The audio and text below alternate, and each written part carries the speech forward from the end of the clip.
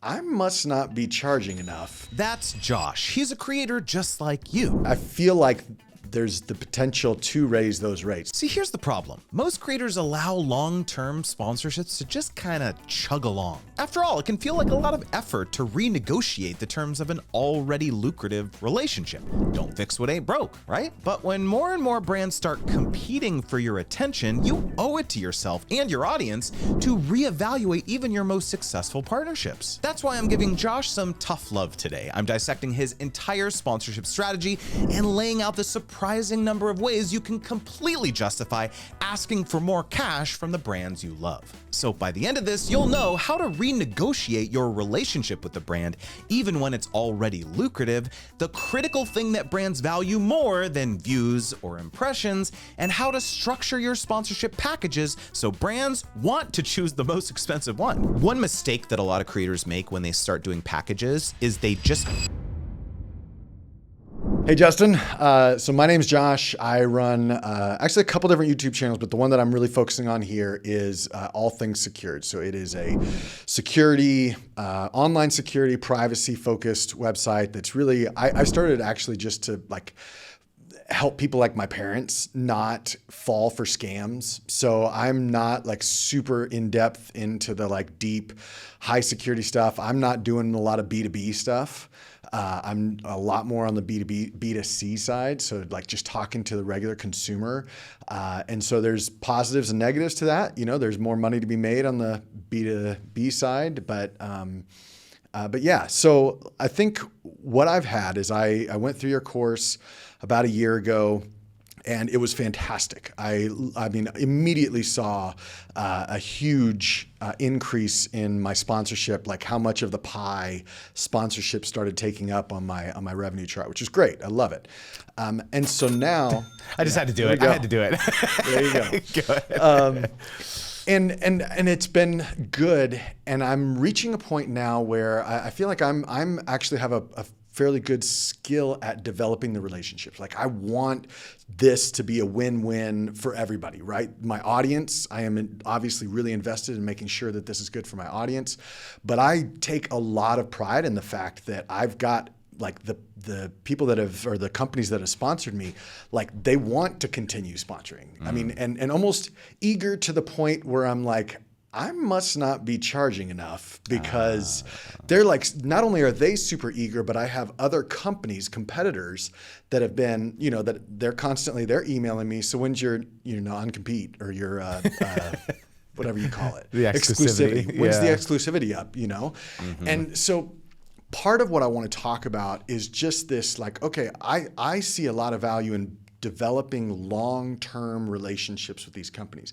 But as the channel grows, as the successes continue to build, how do I make it worth my while in that I need to raise rates, right? I need to. And I the truth is, and hopefully, my sponsors aren't necessarily watching this, but the truth is I'm probably not going to go flip-flopping between competitors, because I don't want to give my audience this, okay, now go with this one. Oh, wait, no, now go with this one because they're paying me more.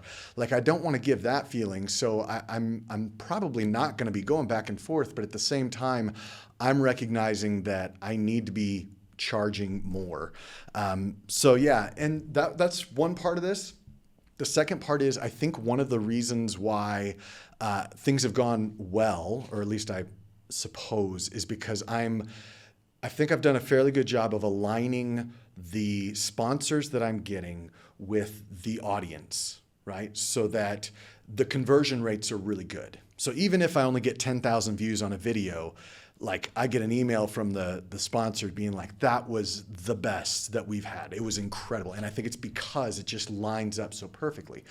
The problem is that really limits me if that's the only type of company that I'm doing. So if I'm working in the online security and privacy space, a password manager is great, right? That makes a lot of sense. But there's only so many verticals that I can work with. And so even for instance, the Whoop, right? I don't know if you've ever used a Whoop before, but there's a privacy aspect to that. It's not really privacy and security, but I haven't moved into that side of working with, considering working with brands that are outside of my very, very small niche. Does that make sense? It totally makes sense. Yeah. All right. So there's a bunch of different things I think we need to discuss here. Sure. First and foremost is what you mentioned at the top around, you want to develop these long-term relationships, but at the same time, want to make sure that you're, capturing as much revenue as possible. Yes, of course, there's value to the ongoing nature of like having income predictability and knowing that, okay, the sponsor is going to come back to me over and over, and that's great. And yes, I'm making good money here. But like, because of the fact that, it seems like everyone in the space is coming to you, like maybe, that we need to take a second look here. So first of all, totally normal thing to wonder. So let me throw it back to you and actually ask you a very simple question is like, how much do you value being able to just like put a relationship on autopilot? You know that check is going to be coming every month or every 6 months or however long the partnership is. How much do you value that versus the maybe 25, 50%, maybe even 100% more that you could potentially make, but it means that you have to go out there, develop new relationships. You have to, potentially prove yourself out with a new relationship. Like if you're thinking about that in your mind, like, is that a road you want to go down, or, is that even worth it to you, I guess is the question. Yeah, I think my motivations maybe are a little skewed just by the fact that sponsorships are not like it's been a great addition, but I don't live off of the sponsorships. So I have my income streams that pay for like everything. And then, what I'm doing here is just kind of above and beyond, and really maximizing the opportunities that I have. And that's kind of where I'm going with this. I don't mind taking time to develop relationships. But at the same time, like I said to you at the top, I would much rather I'm less focused on that and more focused on the fact that I don't want to confuse my audience by changing, and I'm not doing recommendations based on who's paying me. But the truth is that I'm pursuing the companies that I use and like using, and so I don't want it to constantly be moving around. Can I challenge you on that, actually, Josh? Go for it. Yeah, please. Okay, because I actually think this is a topic that a lot of creators, a struggle that a lot of creators have is like, I just don't want to be, like you said, I don't want to like ruin my integrity with my audience by just like paying going with whoever who's paying top dollar. And I actually learned something very early on from my wife, actually, who started her YouTube channel in 2009, which is that she always set an expectation with her audience that like one of the reasons that you are following me or should follow me is that I'm going to test everything for you. I am essentially an unbiased observer. I'm going to because my audience doesn't have the money or the time or the patience to test all these tools, test all these beauty products or these skincare things, these moisturizers, right? They're not going to do it. And so they come to me and be like, April, what do you think of this, shampoo, or what do you think of this lotion or whatever?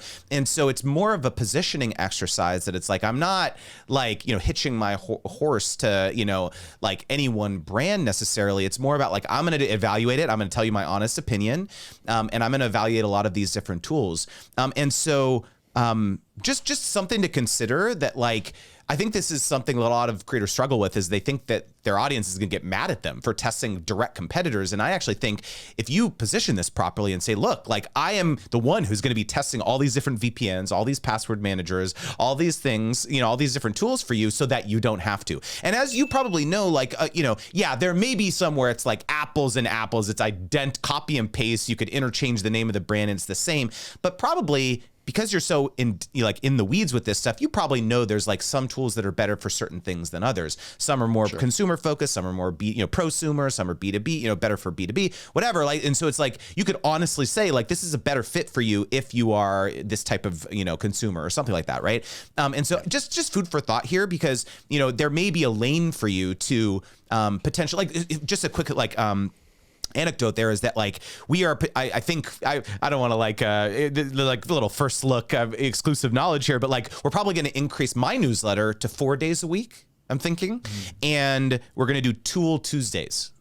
Because we're constantly being asked about what's your tech stack? What tools are you using to build your creator business? And so we're now going to be probably featuring tools, services, software programs. Some may be sponsors, some may be affiliates. Probably most of them are not going to be either of those. It's just going to be, hey, shining a spotlight on a cool tool. And so again, it's like positioning ourselves as unbiased people who are like, like shining a spotlight on different tools. So I just wanted to mention that because maybe just to stretch your brain a little bit around, like, you're not actually ruining your integrity by showing different tools in a different way. So that's number one. The second thing is that when it comes to building relationships, making sure you're charging more money, the first tactic, in my opinion, would be to go and have a realigning conversation with your current sponsors. That would be the path of least resistance, would be to go and have a very honest conversation. You don't go in there and say, hey, I think you should pay me more money because I'm being pursued right now by everyone in this space. That's not the right way to position it. What is the best way to do it is you're going to go and you're going to put together a comprehensive overview report of everything that you've done over the last year or 2 years or however long the relationship has been.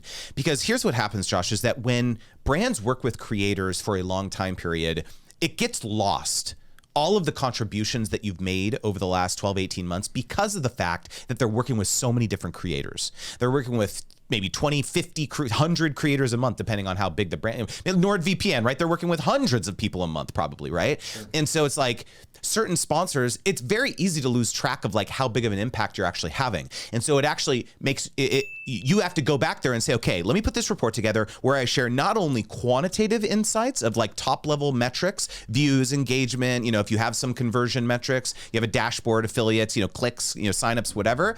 And also qualitative stuff where it's like, hey, this is the general sentiment. Maybe you have a VA and you go hire them to download all of the comments across all of the sponsored videos that you've done, and you pull out some use ChatGPT to maybe, to pull out some high level insights where you say, hey, look at, I believe over the, last 12, 18 videos we've done together, we've really, shifted the narrative here in terms of positive brand association.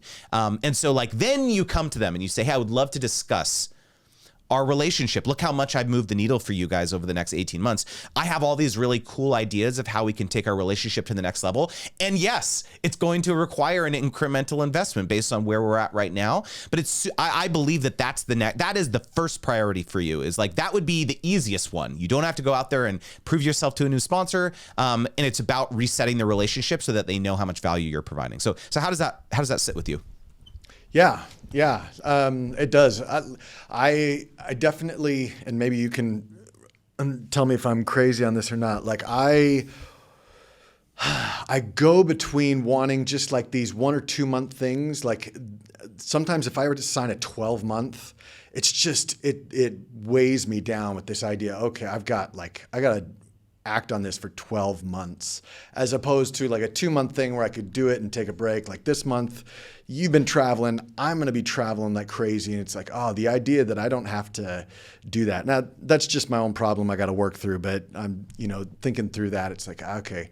No. Let's dive. This is important. Let's not like push that to the side. So, number one, you have to balance the business stuff, especially given that this is above and beyond. This is the icing on the cake stuff. You've already got the other revenue streams, right?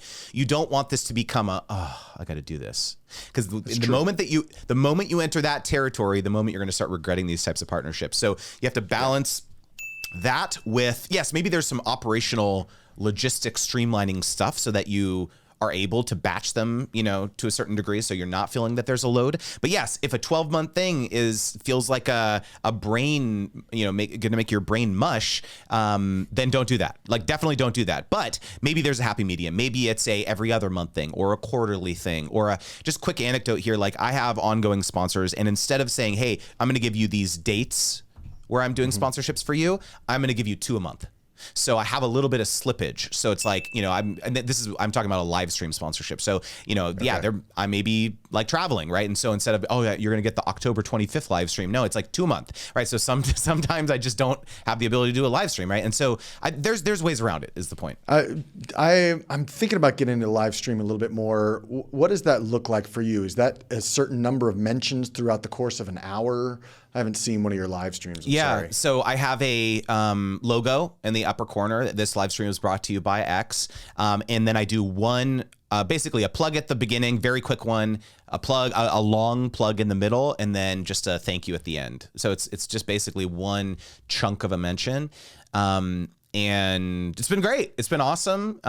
You know, I always package the sponsorship by saying, you know, like I'll just give a shout out to Uscreen because they're one of my long-term sponsors across all my different, you know, content formats. And I say, I'm very clear with my audience. I say, hey, these sponsorships allow me to continue to bring you awesome free content. Like that's what this allows me to do. And so everyone's always like awesome about it. And it's been, I had, in fact, when I was at Vid Summit recently, the Uscreen was there, they had a booth, and they, some of their people came up and told me like, oh man, we had people come by the booth and say, oh, I heard about you from one of Justin's live streams. So it's like, you know, there is this, a lot of the, when you talk with sponsors and they're wondering like, oh, is a live stream, is it worth it? Like relative to a VOD or something like that. It's really important to understand that like that is very much oftentimes a brand awareness play. It's not going to be oftentimes a conversion play. And so it is important how you position it. Yeah. I mean, I think that's how I tend to position even shorts a lot of times, because I can't get a lot of great conversion off of that, but it is one way to capture and do a lot more brand awareness. I don't know if you would agree with that or not. Yeah, for sure. I mean, I think it's like, you know, having the conversation with the sponsor. Like I say this a lot is like, you know, pretend you're a doctor. And your whole job is to, when the brand comes to you, is you have to diagnose them. You have to say, tell me all your problems. What are your symptoms? Give it to me, right? You don't say, here's my media kit, here's my pricing. No, you say, hey, give me your symptoms, right? And then you design a bespoke solution to them. And yeah, maybe some of it's going to be shorts, some of it's going to be live stream, some of it's going to be VOD, some of it's going to, remind me, do you have a newsletter? I do. Okay, so some of it's going to be a newsletter spot. So it's like, you know, and it's going to be different for everyone because, you know, you don't want to prescribe someone a solution that isn't going to help them achieve their objectives. Yeah. How much, when you're thinking of potential sponsors, and I don't know, like I think what I'm afraid of when it comes to moving outside of the industry of just security and privacy is that I cannot command the same pricing for that I can for things that I know are going to convert a lot better, right? So yeah, I could do cases, phone cases or something like that, but I mean, it's a low ticket item that I'm pretty sure would not pay the same rates as a SaaS company that can sell worldwide, where you know, a case company can only sell in the US or in the UK or something like that. Does that make sense? It does, but where does that come from? Why are you thinking that you couldn't command the same rates? I think that's coming a little bit from my affiliate background. I know what I can, you know, if I spend a lot of time on an affiliate that gets me $5 per sale versus one that gets me 60, I can spend the same amount of time and I know which is going to give me more in the end. And yeah, I guess I'm just making the assumption based off of that. I wanted to take a quick second to acknowledge today's sponsor, Epidemic Sound. Epidemic Sound is my go-to source for all of my sound tracking needs. It's a great tool for online video creators to soundtrack their videos without receiving copyright strikes or worrying about takedowns. And something I talk about a lot is how important it is to use royalty-free tracks when you're doing sponsorships. A lot of creators think that, oh, it's okay if I use the latest trending sound on this video or this super popular top 100 song, but I virtually guarantee you that the moment that you submit that content to the brand for review, their legal team is going to say, oh, sorry, that's not going to fly. You know, they can't have their brand associated with someone else's intellectual property. So that's one of the reasons that Epidemic Sound is so clutch. Its catalog now includes 40,000 professionally produced tracks and over 90,000 sound effects with new tracks added every week. All tracks are professionally produced by a diverse collection of artists and are exclusive to Epidemic Sound. So they've got two different plans. They've got the personal plan, which is ideal for creators because it covers most platforms like YouTube, Facebook, Instagram, Twitch, and podcasts and things like that. And they've also got a commercial plan, which is great for freelancers and businesses and agencies who are looking to soundtrack commercial productions. And again, with Epidemic Sound, you're allowed to monetize your videos and you won't have to worry about your videos being demonetized, receiving strikes, or being flagged for unlicensed usage. Perhaps the coolest part is that if you click the link in the description, they're offering you a free trial. And get this, everything you post during your trial is protected, even if you cancel. So big thanks again to Epidemic Sound for sponsoring this video, because when you support them, it allows me to continue bringing you awesome free videos like this. All right, let's get back to it. We need to go back to like first principles here, like go back to the basics. Okay. Like we need to do some psychographic and like research into our audience. Like that's the most important thing we need to discover here, because I'm going to make a total like guess right now, but I'm probably not that far off, which is that someone who is very interested in privacy and security probably wants to protect their family and wants a home security system through alarm.com or Simply Safe, because that's the type of person that they are. I think that, I'm guessing here, but like I would imagine that like if I think of like, let me like put up a picture of Joe or Tina or whoever your audience persona is, you know, they have 2 kids, they live in this place, they're this age, they have this household income roughly, you know, this is their job, do they have kids, you know, where are they, how and where are they consuming my content, what brands and products and services are they using and loving right now, what is keeping them up at night, what problems do they have, that you need to send that survey out in your YouTube community tab or to a type form or Google form to your newsletter or all the above. Actually, it should be all of the above. And you need to get some more texture behind who is your audience, not beyond the demographics, because that is going to be the thing where you're like, oh, actually, I need to serve my audience in maybe a little bit more of an in-depth way than I have been to date. Obviously, the things that make the most sense are the most obvious shoe-ins to your content structure, or the password managers and the VPNs and all that stuff too. But like, I bet you could think of a pretty creative integration for a home security system, probably, right? Yeah. And so like, how does that sit with you? Because like that would be the very first like place my mind would go here. I could definitely see something like that, and I am due for another audience survey of some kind that I've been thinking about. So that I'm taking notes as you're talking, and that's I mean, like it's as easy as like, it's like I am working on my 2024 content strategy, and I want to make sure that I am making the content that works, that serves you. That's it, right? Would you mind sparing a few minutes to share some information with me? That I want to know more about you. Yep. Easy. Yep. Okay. And so I guess the point is like, now it's no longer like what makes sense for me. It's like, how can I best serve my audience? It's like audience first, right? Because now it's like, okay, like there's all these like obvious brands that work for me, but then now it's like, oh, like my goal, because now the beautiful part about this strategy is that when you start working with some of these other types of brands, they're now going to look to you. They're going to trust your judgment on the core products even more, right? Because they're going to be like, wow, Josh is helping me a lot more in my life than just in this area of like online privacy and security. He's like helping keep my family safe. He's exposing me to new brands and products and services that are helping me in these other ways that I wasn't expecting. And so I think a lot of creators who have a very particular niche like you get a little nervous because they're like, I don't know if I don't want to go down that lane or help people with these other things. But I actually think it's like, not only are you going to perform better with your core sponsorships, but when you do start selling potentially your own products, digital products, like courses, coaching, whatever it is, if that's like your cup of tea, that's going to only be a boon to that stuff, because again, it's all about serving them, right? So it doesn't matter if if it's your product, if it's someone else's product, if it's another sponsor, right? It's all about audience first. Yeah. I'm going to shift gears for a second, if you don't mind, unless we want to keep going on please. that. One of the things that I've done in the past, and I'd love to hear your take on this, is in order to, because you know how it is, like some video, I've got like a standard, like kind of what does well and what is a good video on my channel. And then obviously some of them do a lot better, and then some of them kind of don't reach that. And I haven't had too many problems with sponsors being unhappy with where it's reached. But I have negotiated in contracts where once it reaches a certain number of views, I can now flip my links into affiliate links. So it's like, okay, you've paid for this much, and now at this point I can switch to affiliate links. And I do that, I guess, really just to protect the upside. And I'm curious if that's something that I don't remember you talking about that in the past. Is that something that you've recommended? Is that something you think is kind of weird?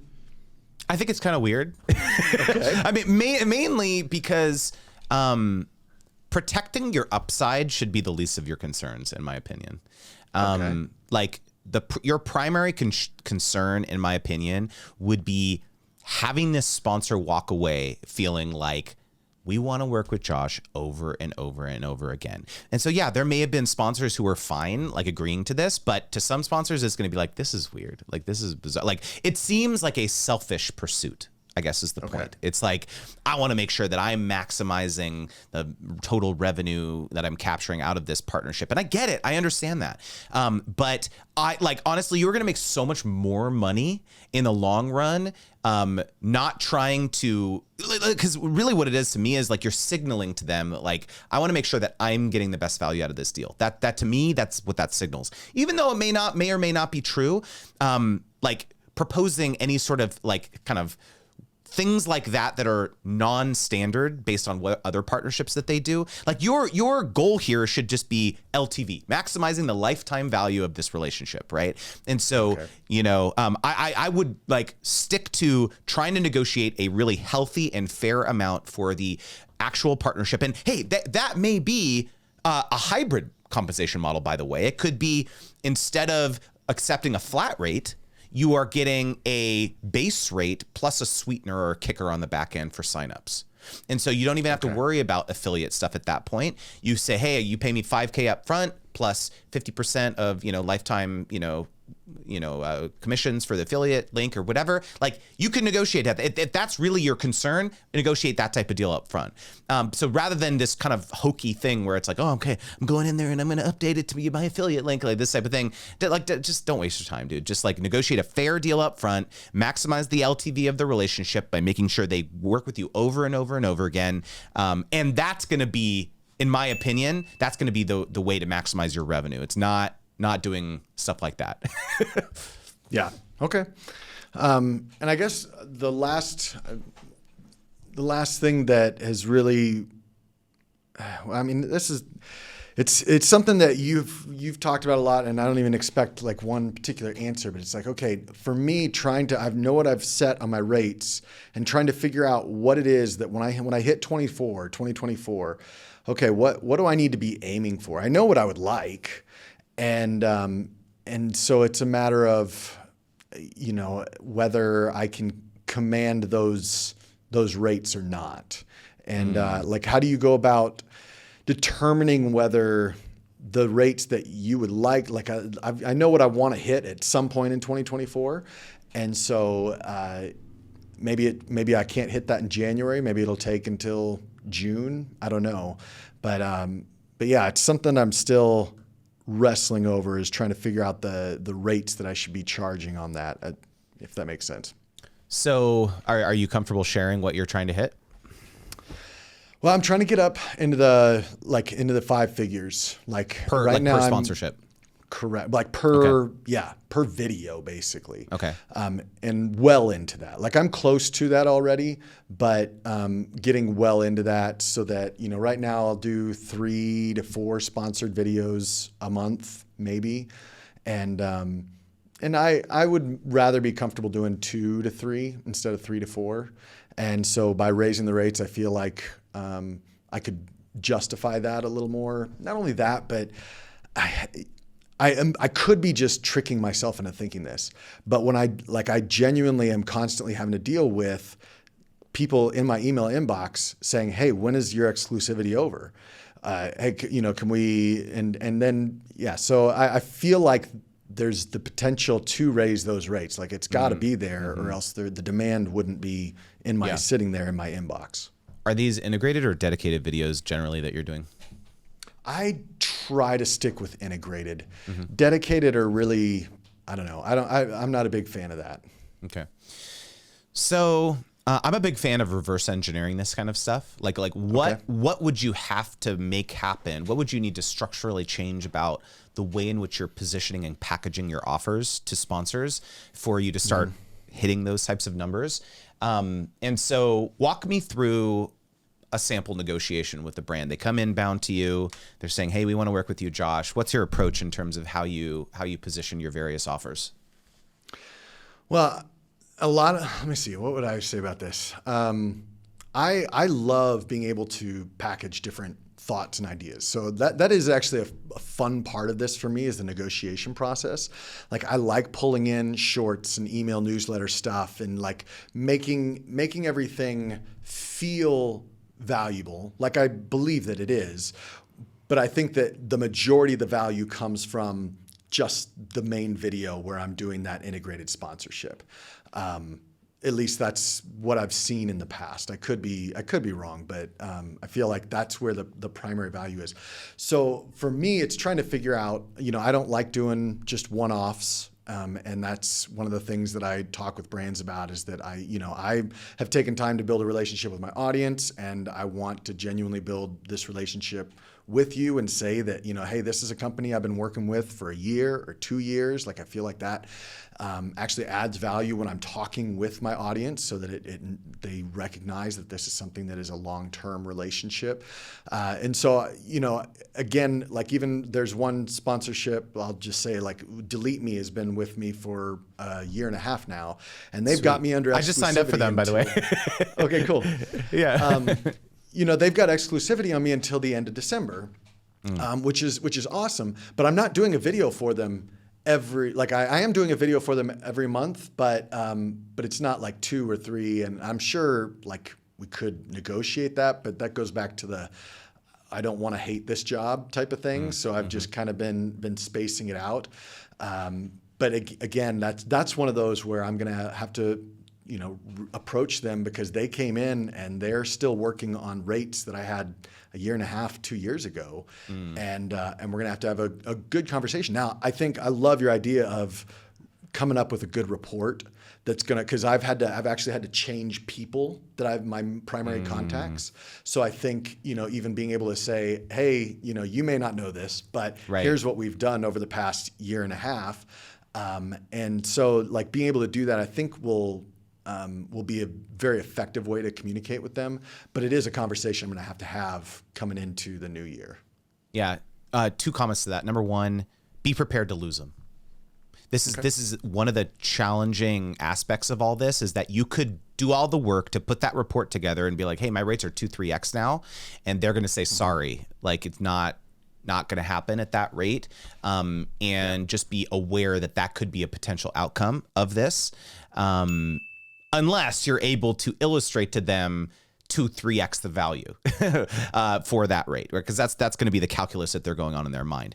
And in fact, like that's the second thing I want to talk about here, is that I kind of say that there's like a two steps that you take to start making a lot more money on your sponsorships. The first and most obvious one is doing packages, which it sounds like you're already doing, right? Where you're illustrating, here's all the various ways in which I can serve you beyond my YouTube channel, the newsletter, the shorts, et cetera, et cetera.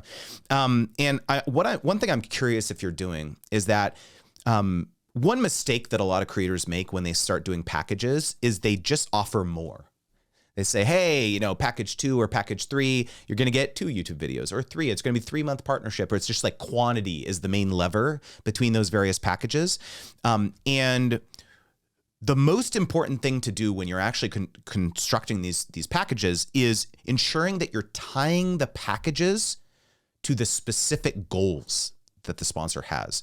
So when you have these conversations at the outset, so let's say you go to Delete Me and you say, hey, you have this realignment conversation. You say, hey, I want to understand, what are your 2024 objectives, Delete Me? And they say 3 different things. They say one of them is, we want to, penetrate more with brand awareness. We want to, maybe get some content that we can repurpose for paid ads. And then, maybe the third goal is like conversions, right? Like we want to actually drive like trial signups and then paying memberships, whatever. So there's like a couple different goals that they articulate to you in that realignment conversation. Then when you ultimately put that proposal in front of them, you need to tie the packages explicitly to the goals. So you say, hey, package 1 is only going to help you accomplish goal 1. That brand awareness one, or that conversion, that you're only going to be able to accomplish that if you pick package 1, which is the lowest amount, obviously, right? And then moving up to 5 or 6, package 5 or 6, the only way for them to accomplish all 3 of their goals, or all 5 of their goals that you identified, would be to go for the highest package. And so oftentimes package 5 or 6 may be completely different than package 1. In fact, it should be, right? So package 6, the only thing that you're going to be doing in package 6 is like 2 webinars a month for them, or something like that. right? Because that's going to go, because like imagine you went to Delete Me and said, hey, I would love to do some webinars for your customers, Delete Me, where you send an email blast to all 100,000 people of your customer base. And instead of saying, hey, we have a Black Friday promotion for Delete Me, which is whatever promotion they're running, which is what they're doing all day long. You say, we are doing a webinar with Josh Summers of All Things Secured. We're going to talk about the latest and greatest, online privacy things, blah, blah, blah. What is that worth to the brand? I don't know, a lot probably. Right? Because they're positioning themselves as advocates within your industry. It's something that is, again, not directly tied to how many views or conversions you're receiving. But now it's this real cool creative marketing thing that they're able to plug. So a lot of it is like getting creative with things that, again, they're kind of leveraging your name and likeness. They're leveraging your positioning and within this industry. Kind of hard to value something like that. I have a creator that I work with who's in my ongoing coaching program. And, one very, very large and lucrative thing that he's been doing is conferences. So he will, almost serve as a de facto representative for these companies. He goes and he'll do, podcast recordings in the booth. He'll do kind of like, he almost serves as an advocate for that brand, but he's not an employee there. And he's making an absolute killing doing stuff like this. And so they love being able to, like, how much you pay. How much do you charge for something like that? It's like almost immeasurable because, again, it's not related to like a, linear deliverable, like thing that you're guaranteeing them, assets that you're delivering, right? So it's like, I think a lot of it, and again, you're never going to know what's important to them until you have this realignment conversation, right? And so to date, you may have been in this one bucket where Josh is just one of 100 people that we work with at, every month or whatever. And now you're like, oh, okay, maybe he's not just that. Maybe we can leverage him in other creative ways. Yeah. I mean, so to like go even further down that rabbit hole, I've told brands, hey, you can send me merch. I won't guarantee that I'm going to wear it, but I'll if it makes sense and it's the right type of merch, like this is kind of this is my look, right? A collared, but it's not full button down. Like this is the way that I do it. And so I've had some of them send it and I'm going down a different rabbit hole, but what's the difference between just like a relationship with a sponsor versus like what you're saying, being that brand ambassador almost. So somebody that does wear the shirt on a short, even though I'm not talking about them at all. It's just like, I'm going to wear your shirt when I'm doing these shorts. And then, I will be your brand ambassador because I like your product that much. And I'm willing to put my name next to that. How much is that worth? So I would say, obviously, it's the dream for most creators to be like, pay me to wear your clothing. Like, regardless of what niche you're in, I would say generally those types of partnerships are few and far between to come by. But there may be partnerships where that actually does make sense, where you have certain products, whether it's product placement or whether it is certain things like a microphone or like things that you're using all the time or whatever. Yeah, those deals are a little probably easier to come by. But I would say that the lucrative ambassadorships that I'm talking about are ones that are directly within your niche, where it's like you are using casually mentioning it. Obviously you have to disclose it, but like the ambassadorship type relationships are the ones where they want to position, the brand wants to position themselves as advocates within the industry. So here's the best example is that like, if you look at my metrics across social media, right? How many views I got on my YouTube videos or how many downloads I got on my podcast or whatever. Like, I'm not getting tens of thousands of views, Josh. Like I'm not blowing you out of the water with like my top level impressions, right? Yeah. But I'm making $16,000 a month on sponsorships right now with relatively low lift. And this is a switch I turned on relatively recently in my personal business. And the reason that these brands are wanting to collaborate with me is because of what I represent to the industry. They want to be able to say, and I know this, they want to be able to say, we are aligned with Justin Moore, the creator wizard, because so many people trust his judgment on things related to the creator economy. And so oftentimes what brands will actually compensate you for is that. It's the advocacy for the industry, them being able to say, we are partnered with Josh Summers of All Things Secured. He really like knows his stuff and people trust his judgment on stuff. So it's oftentimes less about the deliverables that but again, it has to align with their goals. Like I'm only going to pitch that type of, relationship to a brand who's after something like that. Right. And so I would think that it's really important for you to kind of try to suss this out in some of these conversations. Like, okay, is this brand like a perfect situation would be a brand is struggling with a competitor.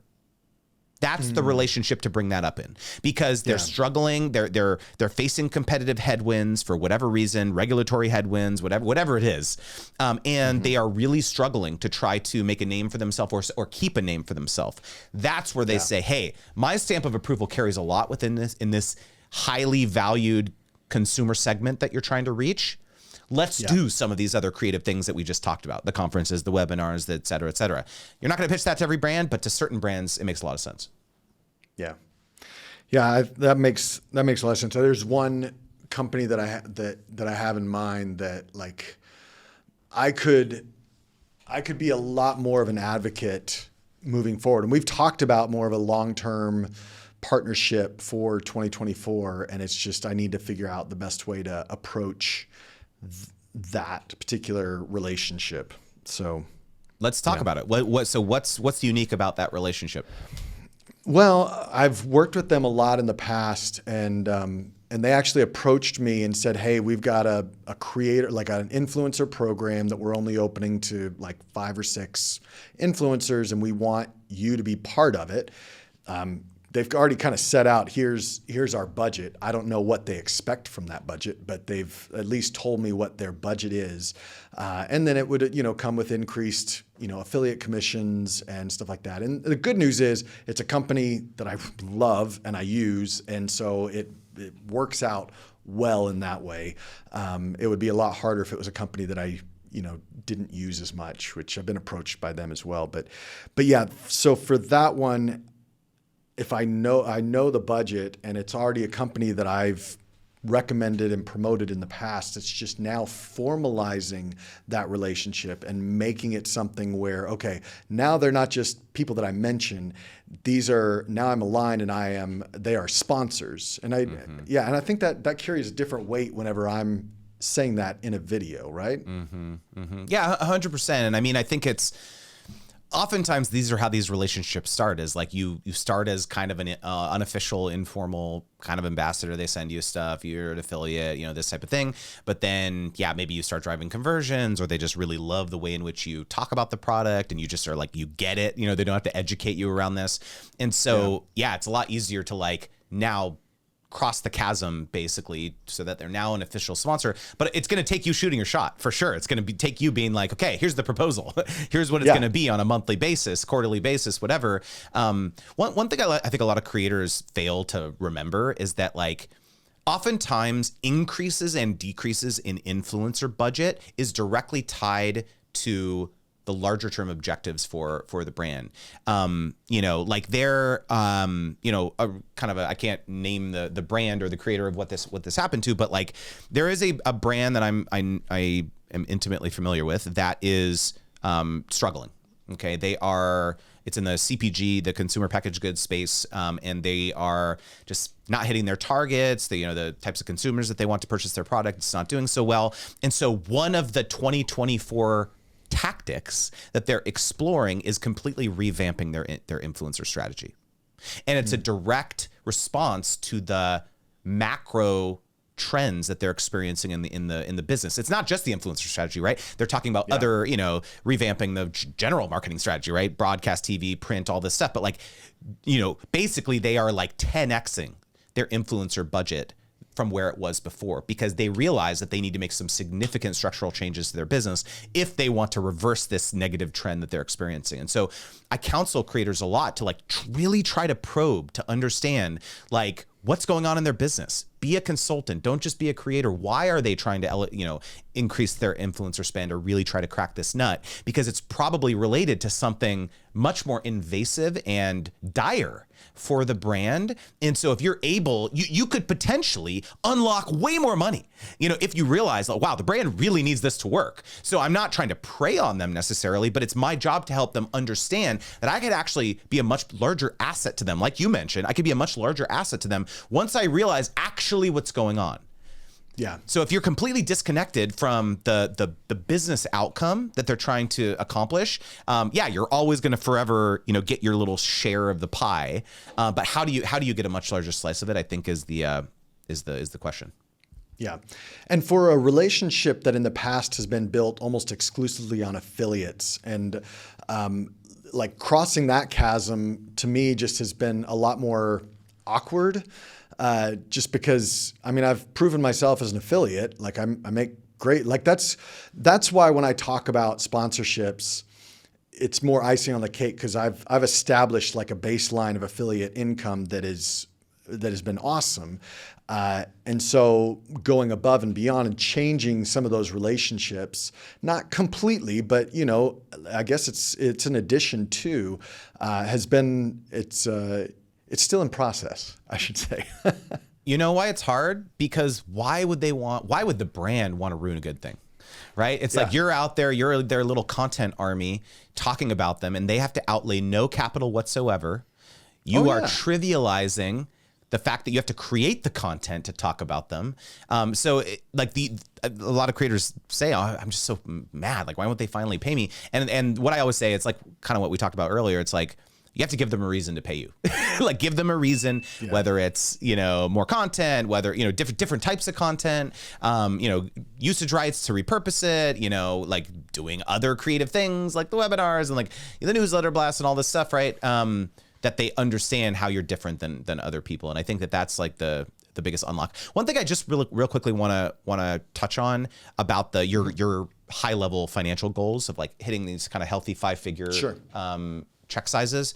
I just want to real quickly mention that it's absolutely good to like have these high level goals.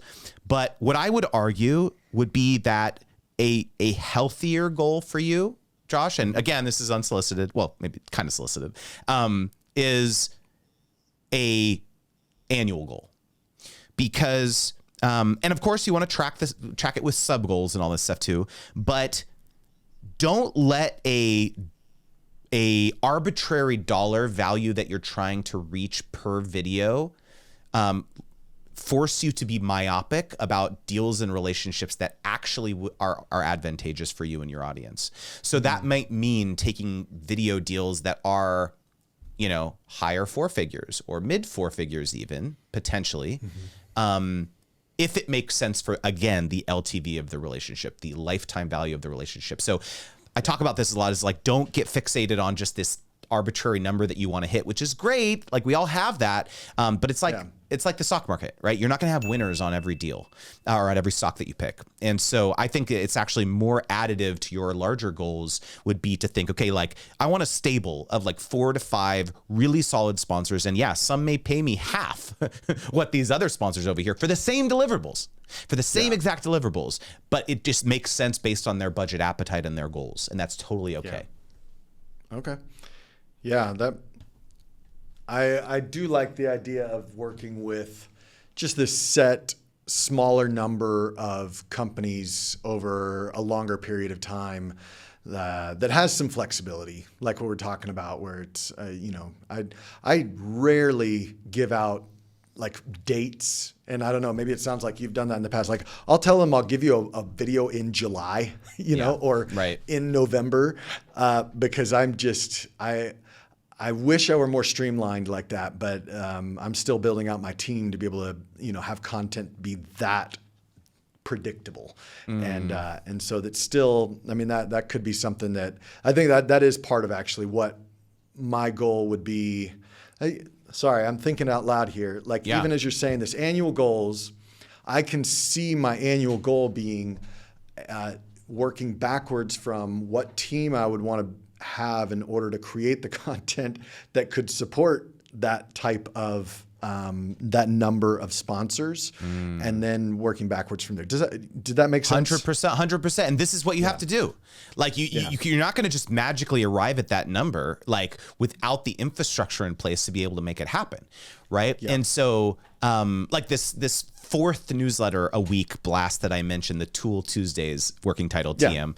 It's like that only, like we only arrived at that decision based on current supply and demand with sponsors that were really anxious to work with us.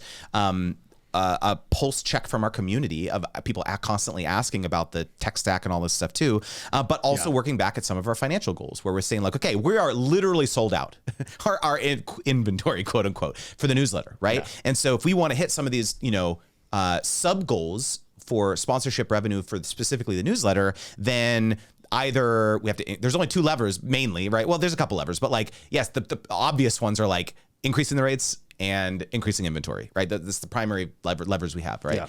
Yeah. And so it made a lot of sense. We decided that like, okay, I think increasing inventory makes a lot of sense. It's a relatively low operational overhead. Like, these are not going to be like super long emails. It's going to be, probably something more condensed or short.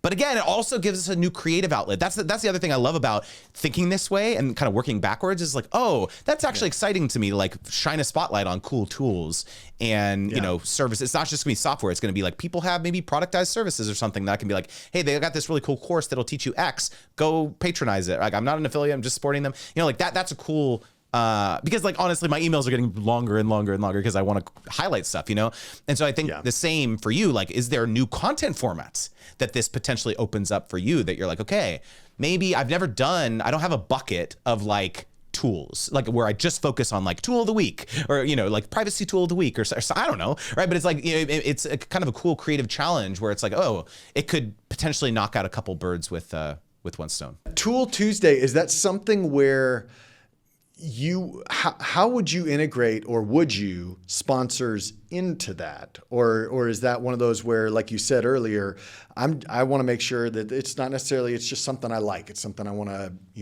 support in some way. I'm going to integrate it very obviously. I'll say when it's a sponsor, hey, this sponsor wants to shine their spotlight on this promotion that they're working on. Yeah, there's going to be sponsors, there's going to be affiliates, and then there's going to be a lot that aren't either of those. So again, it's positioning. We are unbiased advocates. We're shining a spotlight on a tool. And it's just being very clear and honest with my audience. I don't see it as like very complicated, to be honest. Okay. The reason why maybe I find it complicated, I small team, I get a lot of emails, let's say, oh, we've got this new software that we want you to test out.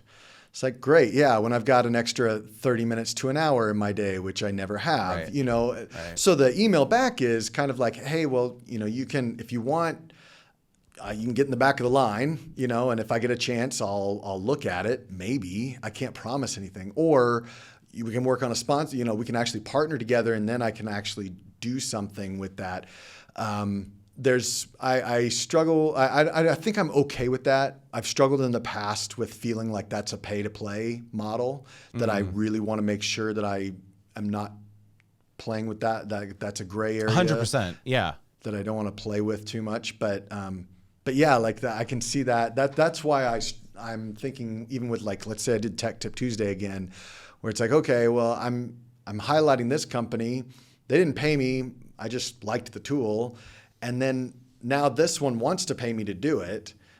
So yeah. Like all right. So let me, okay, here's a very obvious, a clear example of this in my own business is that I have my Thursday newsletter, right? It's the sponsorship opportunities newsletter.